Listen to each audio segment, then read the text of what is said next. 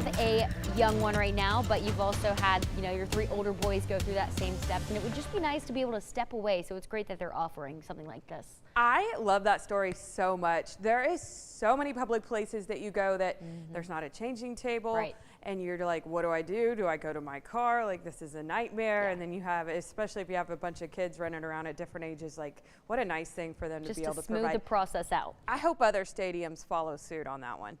All right, so speaking of Waco, you can see the silos right there, mostly cloudy skies, but it's upper level clouds. So there was like it was more like a thin veil when I was out at lunch. So probably a few more clouds since then, but no rainfall in sight. We continue to see this calm, quiet weather, very close to those averages, as you can see on the almanac this afternoon.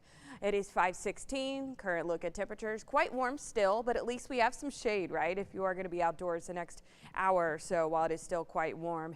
80s across the board from what I'm seeing, with the exception of Hearn at 91, 84 degrees.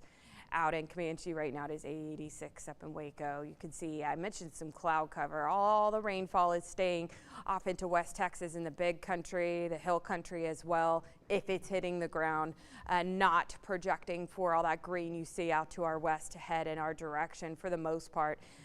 It is just some cloud cover that's going to be peppered in over the next 24 hours or so before it gets sunny once again. Overnight low is going to be in the middle 60s to near 70, 67 Marlin tonight, 70 Corsicana, 64. Partly cloudy skies for Gatesville. High temperatures tomorrow afternoon. Here we go. We're going to see some 90s once again across the viewing area under partly cloudy skies. 90 for Temple, 92 Waco tomorrow afternoon. Now, if we see significant cloud cover and it doesn't clear out, but by I would say early afternoon tomorrow, we could be more like upper 80s. We'll see how that ends up going. Futurecast. You guys, it's going to be a quiet one over the next few days. We continue this weather pattern where there could technically be a sprinkle or two for the most part, even though we've got an upper level system off to our west. It's scooting off towards the east.